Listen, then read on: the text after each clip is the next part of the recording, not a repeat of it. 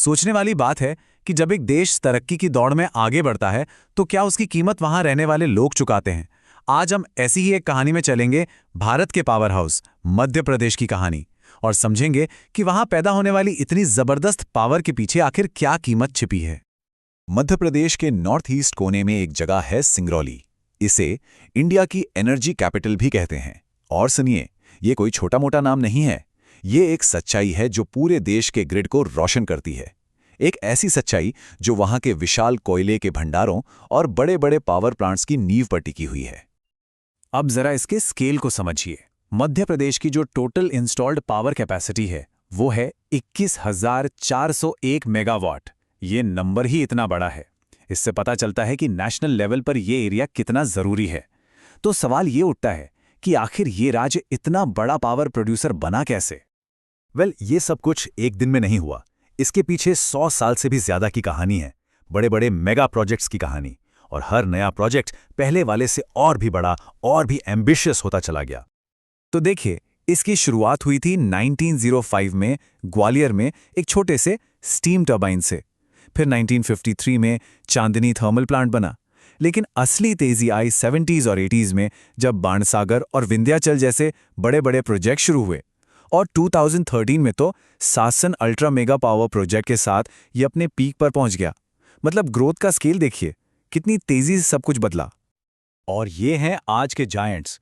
सिर्फ विंध्याचल और सासन को ही मिला दें तो लगभग 9,000 मेगावाट पावर बनती है। और ये कोई लोकल प्लांट्स नहीं हैं, बिल्कुल नहीं। ये तो इंडिया की नेशनल एनर्जी सिक्योरिटी का सेंटर है। यहाँ से 5 से भी ज्यादा राज्यों को बिजली मिलती है। इंजीनियरिंग के लिहाज से देखें तो ये एक कमाल की उपलब्धि है, इसमें कोई शक नहीं। लेकिन इस सारी तरक्की और पावर के पीछे एक सवाल है जो हमें सोचना चाहिए। एक अहम सवाल कि इस डेवलपमेंट की इंसानी कीमत क्या है, इसे कौन चुका रहा है।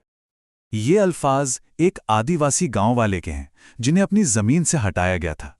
और इन शब्दों से हमें इस कहानी का दूसरा पहलू दिखता है, वो पहलू जिसके बारे में अक्सर बात नहीं होती।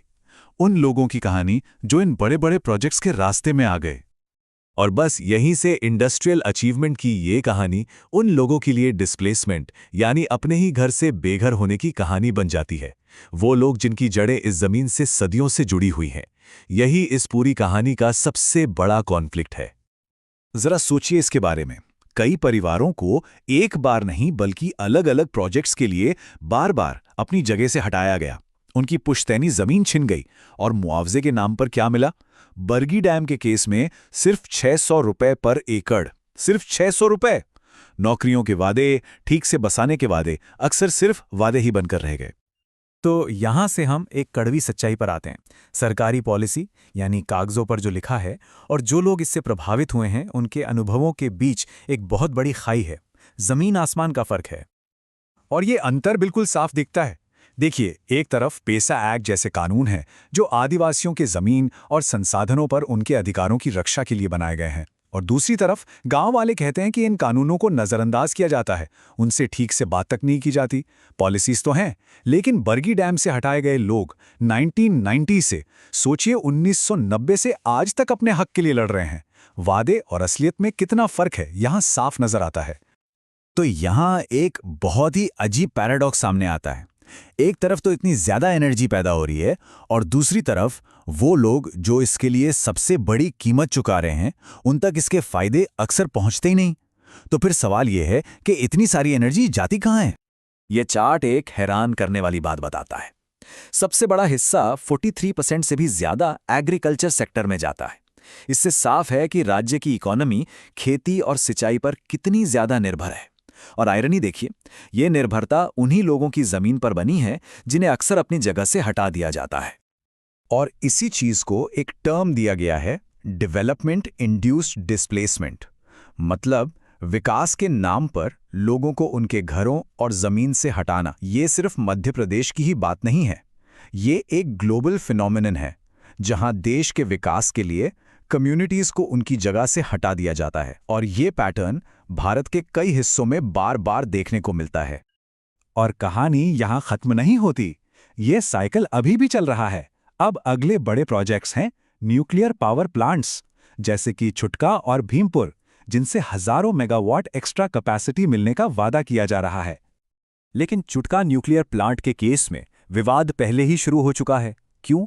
क्योंकि ये प्लांट उसी जमीन पर बनाया जा रहा है जहां बरगी डैम से हटाए गए लोगों को बसाया गया था। अब वो लोग दूसरी बार बेघर होने का विरोध कर रहे हैं। इसके अलावा नर्मदा नदी में रेडिएशन फैलने का डर और ये इलाका अर्थक्वेक प्रोन जोन में होने की वजह से सेफ्टी को लेकर भी गंभीर चिंताएं हैं। तो आखिर में सारी बात आकर एक बुनियादी सवाल पर रुक जाती है। कोई देश अपने भविष्य को पावर देने के लिए अपने ही लोगों की कुर्बानी कैसे दे सकता है? ये डेवलपमेंट और सोशल जस्टिस यानी विकास और सामाजिक न्याय के बीच एक नाजुक संतुलन का मामला है। और ये एक ऐसा सवाल है जिसका जवाब आने वाले समय में सिर्फ भारत को ही नहीं बल्कि पूरी दुनिया को ढूंढना होगा।